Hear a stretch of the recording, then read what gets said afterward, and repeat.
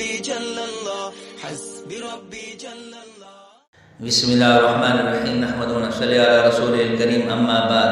بھئی قربانی ہر ان لوگوں پر واجب ہے جو نصاب کے مالک ہیں، جن کے پاس سونا ہے، چاندی ہے، تجارت کا مال ہے یا نقدی ہے سر 52 تولہ چاندی کے برابر.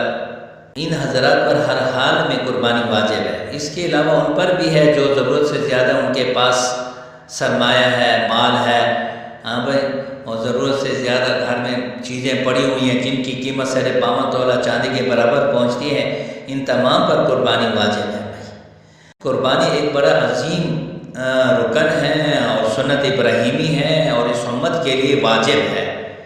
نبی اکرم صلی اللہ علیہ وسلم حج کے موقع پر 100 اونٹوں کی قربانی فرمائی تھی. 63 اونٹ تو حضور صلی اللہ علیہ وسلم نے خود اپنے ہاتھ سے نہر فرمائے اور باقی حضرت علی کو حکم دیا. اس کے بعد آپ جب تک زندہ رہے مدینہ منورہ میں ہر سال 2 قربانیاں فرمایا کرتے تھے. 2 گھٹے ہوتے تھے بڑے بڑے سینگوں والے، سفید اور کالے رنگ کے. یہ آپ صلی اللہ علیہ وسلم ایک اپنی طرف سے اور ایک امت کی طرف سے دیا کرتے تھے. تو ہمیں بھی چاہیے جن لوگوں کو اللہ تعالیٰ نے زیادہ کچھ دیا ہے، ایک اپنی طرف سے قربانی کرے، ایک محمد رسول اللہ صلی اللہ علیہ وسلم کی طرف سے بھی قربانی کرے. تو یہ قربانی ہر ایک پر واجب ہے. تو نبی صلی اللہ علیہ وسلم نے بھی دمبوں کی قربانی کی ہے اور گائے کی ان کی ازواج مطہرات نے کی. ازواج مطہرات ہے وہ گائے کی قربانی کیا کرتے تھے. دمبے وغیرہ، گھٹا وغیرہ یہ سب سنت رسول ہیں بھائی. اسی طریقے سے جن جانوروں کی قربانی کی جاتی ہے وہ 4 قسم کی ہیں. دمبا، دمبی، گھٹا وغیرہ یہ 6 مہینے سے کم نہ ہوں لیکن سال کے برابر نظر میں آئے. اسی طریقے سے بکری، بکرا یہ 1 سال سے کم نہ ہوں. نمبر 3 بھینس، بھینسا، گائے، بیل یہ 2 سال سے کم نہ ہوں. نمبر 4 اونٹ، اونٹنی یہ 5 سال سے کم نہ ہوں. 1 دن بھی کم نہ ہوں. جتنے بھی یہ ہے 1 دن بھی کم ورنہ قربانی نہیں ہوگی. ہاں اگر 1 دن کم ہے لیکن یہ بھی وہ دن ہوں جو قمری ہوں. یہ نہیں ہے کہ شمسی، قمری چاند کے لحاظ سے. اگر چاند کے لحاظ سے 1 دن بھی کم ہے تو ان کی قربانی نہیں ہوگی. ہاں ان کو اگلے دن کر لو بھائی، بجائے 10 ذوالحجہ کے آپ 11 ذوالحجہ کے کر لو بھائی. اور اگر 2 دن اس کی عمر کم ہے 2 دن تو پھر اس کو 12 ذوالحجہ کو اس کی قربانی کر لو، ہو جائے گی. اور اگر 3 دن کی ہے تو پھر نہیں کر سکتے بھائی کیونکہ 13 ذوالحجہ کو تو قربانی ہے ہی نہیں. قربانی کے دن تو 3 ہے بھائی. ہاں بھائی 3 دن ہے، 10ویں، 11ویں، 12ویں. اور قربانی کے جتنے بھی یہ جانور ہیں جو میں نے آپ کو عمریں بتائی ہے ان پر اعتماد ہے.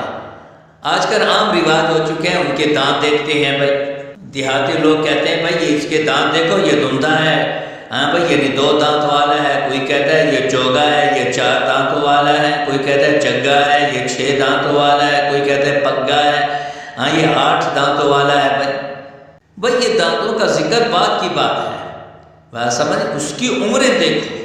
ہاں ان کے دانت اگر اکثر ہیں، کچھ گر گئے تو پھر بھی قربانی ہو جائے گی، اور اکثر نہیں ہے، تھوڑے ہیں تو پھر دیکھا جائے گا کہ یہ چوگا کر سکتا ہے یعنی کھا پی سکتا ہے، یعنی اگر کھا پی سکتے تو جائز ہے.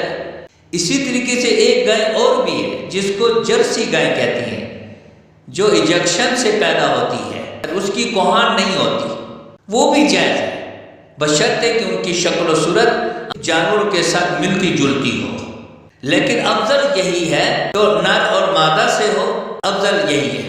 تو باہر خیر قربانی ایک مستقل عمل ہے اور واجب ہے.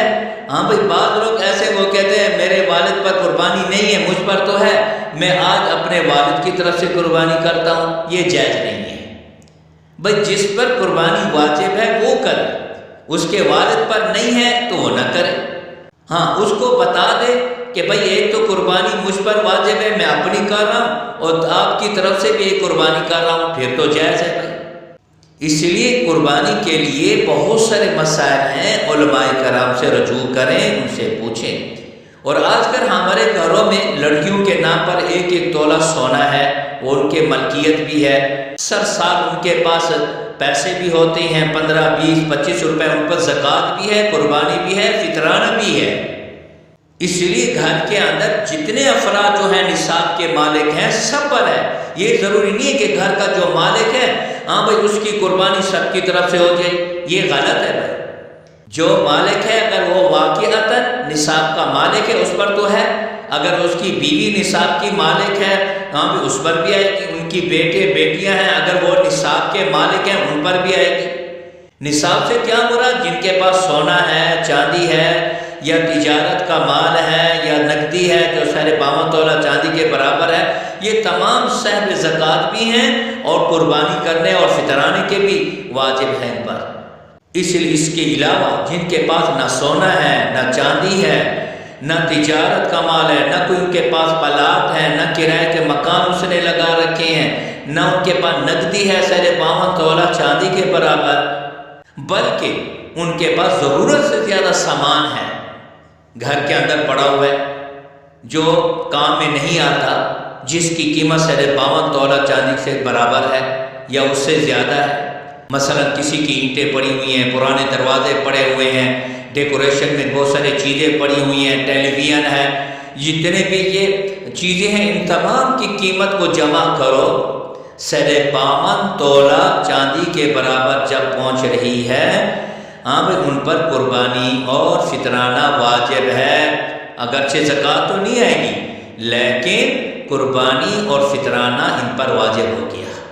زکوٰۃ ان پر آئے گی جس کے پاس سونا ہے 7.5 تولہ، چاندی ہے 52 تولہ ہاں بھائی، یا اس کے بعد تجارت کا مال ہے 52 تولہ چاندی سے برابر یا اس سے زیادہ، یا نقدی ہے 52 تولہ چاندی کے برابر، تقریباً 75,000 بنتا ہے اس وقت 2023 سے۔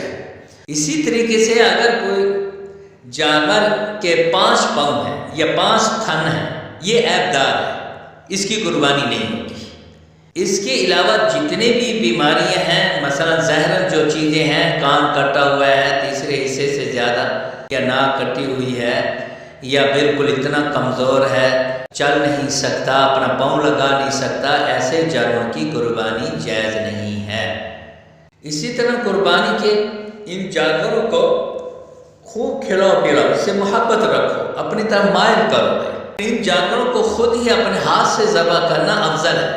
عورت بھی ذبح کر سکتی ہے بسم اللہ اللہ اکبر کر کے، مرد بھی کر سکتے ہیں۔ حضرت صلی اللہ خود بھی قربانی کرتے تھے، اور اب حضرت فاطمہ الزہرا رضی اللہ تعالی عنہ جو سردار جنت ہے ان کو بھی حضور نے فرمایا کہ آپ تو ذبح نہیں کر سکتی، چلو آپ اپنے جانور پر دیکھو، اس کا خون نکلنے میں جب پہلا قطرہ زمین پہ پہنچے گا آپ کی مغفرت ہو جائے گی۔ جس کی طرف سے یہ قربانی ہو تو وہ اپنی قربانی پہ کھڑا ہونا افضل ہے، مستحب ہے۔ اگر غائب ہے تو کوئی ایسی بات نہیں ہے۔ اسی طریقے سے اگر کسی کو قربانی میں شامل کرو تو اس کو ضرور بتائیں، اگر وہ واجب ہے اس کو ضرور بتائیں کہ ہم آپ کی طرف سے قربانی کر رہے ہیں۔